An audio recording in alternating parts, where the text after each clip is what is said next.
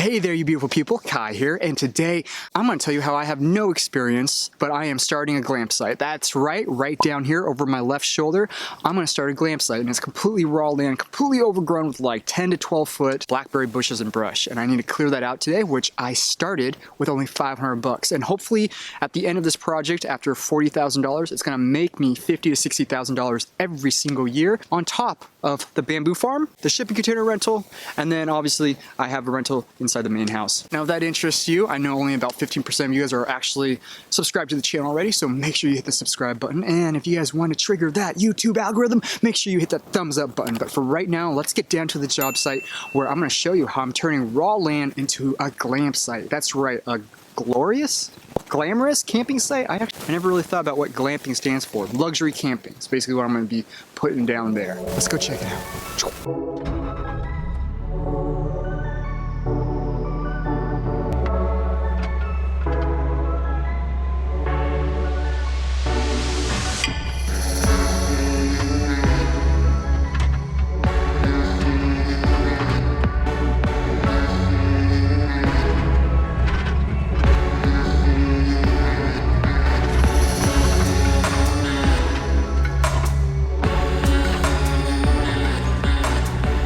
So this area before was basically completely overgrown with blackberry bushes, and actually there's a giant pile of rocks that I did not know existed right here in the middle. And so I've got to take that all away, because right here is where I'm going to need about a 30-foot radius, or sorry, 30-foot diameter for the new dome tent. So I got it all cleared out, and it has a beautiful view, as you can see, that I am really excited to take advantage of for the new glamp site, or I guess you call it luxury campsite. We'll have electricity and power down here. I'll even have a shower and running toilet, and hopefully that'll allow us to actually bump up the price on this a little bit to make it a really perfect luxury couples retreat away from the city. I've said this before in my previous videos, always try to create something unique, different, and offer something a little bit more special for your guests, and you'll notice that they'll end up paying a little bit more for that. So I gotta clean up the site just a little bit more, and then let's head back inside, and then I'll walk you guys through exactly the budget and what I'm expecting to make out of this, and how I calculate all that ahead of time to make bigger decisions like this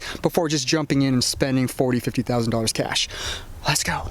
Okay, so to get the glamp ground up and going, basically I had to clear the brush, move a ton of rocks, and then flatten or grade the area so that the framers and the foundation guys can actually have a level or level-ish ground to work with. And essentially that was the first day of the glamping build project. Now the key businessy reasons why I'm really doing it is because of three major things. One, it's a really fast growing industry within the United States and actually globally, but especially in the United States. We all know that hotels are down and people are always constantly traveling and may not be flying places. They're definitely still road tripping a lot more than they used to. And road trips usually coincide with camping. And people love experiences. And so if hotels are down and people still want great experiences and they're still moving about and traveling, glamping is a great option.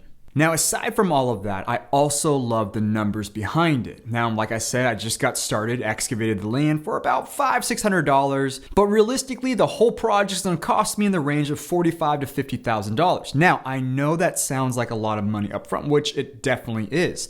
But when you factor in, if you took out a loan for it, it's only about $200 a month. So essentially, just to service the loan, your investment or my investment in the glamp site would have to produce at least $200 a month just to break even on the loan servicing part, which the numbers will show that it's a lot better, which you'll see in a bit. But a whole other reason of why I'm doing this is I have a very terrible habit of wanting to do everything myself. And this is a common problem with a lot of entrepreneurs, is they want their hands in on everything. We want to control it, right? Because if we can control it, nobody else can mess it up. It's the wrong way of thinking. And I know that. You probably know that, and I need to stop that. Now, don't get me wrong, I'm still gonna be doing a lot of the work. It's just a lot of the heavy duty work, like the digging, the foundation work, the framing work, the bringing the lumber down there, cutting, all that stuff. I'm gonna have somebody else do it. I'll do the electrical and the plumbing and that type of stuff, build the tent, that type of thing. But finished work is relatively easy compared to other stuff. So I'll probably still do about maybe half of the labor work so I can keep a little bit of the equity. All right, so here we are in the Excel spreadsheet, and I've got three scenarios: most likely, bad case, and great case, just like I said. Now, what we want to look at is obviously these highlighted areas that I'm going to highlight here for you real quick. These are the key areas. Now, obviously, we have to make assumptions for each of the months here. Obviously, you can see that I broke it down. Let's just take a look at January real fast. is that basically I've got the number of nights, average nightly rate, occupancy rate or the assumed occupancy rate, average stays per month, and then the cleaning rate per stay that we charge to the guest. You can see based off these assumptions, you can see a $2,800 top line revenue for January. And then you go down here, we got cleaning cost. I pay my cleaners $50 for each time they come out. For booking fees, it averages around 2.5% to 3% per booking. And then supplies per stay, this is a really rough estimate, about $7 in rough cleaning supplies and materials like we supply toothbrushes, slippers. We have snacks and candies and things of that sort that we factor into here. That gives us a total variable cost of $522.22, and that gives us contributions to fixed period costs. And this is just basic unit economics I've talked about plenty of times in previous videos. So if you guys want to check that out, you can take a look at my previous, especially my stock videos, or put a comment down in the comment section and I can answer your questions. And the next thing is fixed period costs, and these are fixed period costs, just like they sound. Utilities, the loan, and then insurance each month, which adds up to about $351 a month. Now, with that all said, based off January and these assumptions, we're looking at about $1,900 a month. Does that make sense? So basically, I forecasted out every single month for the rest of the year. And these numbers are basically the exact numbers, are very, very close to the numbers that I have for the rental that's already on the piece of property, which gives me a top line revenue of about $43,000, or once you factor in all the expenses, pre-tax profit of about $32,000. Now, one thing in business or in any type of investment that we really want to do to see if it's a real investment that we should get into is we want to look at payout. Payout is basically how long does it take for you to recoup your initial sunk investment. And in this case, I'm estimating that this project is going to cost me about $50,000. Now, based on a $32,000 pre-tax profit, I'm looking at a return or a payout in about 1.5 years, which is 1.6 right here, which isn't too shabby at all. A 1.5 year payout on an investment is actually pretty dang good. Usually anything under 3 years is great. Upwards of 5 years, you start getting in the murky area. Anything past that might take a little bit too long, unless it's a huge investment that can have really big payoffs down the long run. But in this case, this is fine. Under 2 years, I'm super happy. Now, especially with the potential. But let's not ignore a bad case scenario. So right here in bad case scenario, let me highlight these things for you again. Is essentially I just discounted everything up here from average nightly rate. You can see that I believe I discounted about 25% if it doesn't go according to plan at all. And then I also discounted the occupancy rate and I dropped those significantly. Now what that does is that it ends up giving me, instead of making $43,000 in a top line in the most likely case, it gives me just about $29,000 in top line revenue here, which then gives me only $18,000 in pre-tax profits. Now, even in this bad case scenario, we still get a payout of under 3 years. Now, I wouldn't be super happy making only $18,000 a year off of this, but in this bad case scenario, I'm still profitable. Now, if you guys remember, if all of my expenses, personal expenses, everything else is taken care of, $18,000 a year is just a huge bonus of about, $1,500 a month just coming in passively. Okay, so my bad case scenario so far is $1,500 a month passively. My most likely is about $2,500 to $3,000 a month passively. Now let's look at the great case scenario, which is leaning towards everything that I've seen in all my research I've done. And to tell you the truth, it's actually really modest, because even in my optimistic views, I also want to stay conservative, just not to get, me personally, I just don't want to get my hopes up too high.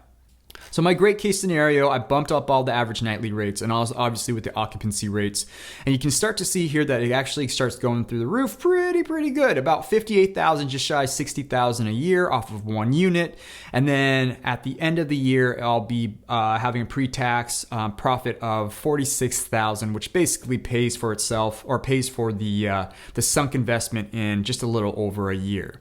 Now in this case scenario, I'm making about close to about $4,000 a month in passive income, truly passive income. Now I say that with a little bit of tongue in cheek because I really won't be doing the work. Basically, I'll be doing a little bit of managing, perhaps purchasing supplies from now and then and dropping it off down at the site down below. But mostly my cleaner is going to be doing most of the work. I've really trained her. She's awesome to do almost anything and everything that we need. Sometimes that costs a little bit more, but in the long run, it really works out really well. So it's not truly passive where I'm just sitting on my butt doing nothing, but I'm talking about maybe an equivalent of an hour to 2 hours worth of work each and every week. All right, now let's get into the fun stuff. Let's get into the crazy case scenario. And this is actually numbers where I've seen a lot of other glamp sites produce off each site. This is still a little bit lower, but I'm discounting it because of the location I'm in. It's not exactly as ideal as a lot of other places, but still a beautiful view out in the country. I think that this is also still very reasonable. So in the crazy case scenario, I'm bumping it up even higher to about almost $200 a night in the off season, and then $300 a night in the peak season with very high occupancy rates. Now, with this said, you can start seeing that I'll have a top line revenue of over $82,000, almost $83,000 a year. At the end of the year, I have a pre-tax profit of just over $70,000. Now, with that, I reach a payout in basically a little bit over half a year, or about 7 or 8 months. That's not too bad at all. That's actually on par with what I did with my last rental. Now, to a lot of you out there, this may not seem like a huge amount of money. But when you think about it, to do about let's go outrageous and say 3 hours of work each week to maintain or to manage this site, that equates to about 12 hours a month with a return of $5,500 a month passively, or relatively passively. And that's on top of all my other rentals. And basically, I just built another revenue stream that paid for itself in 7 months.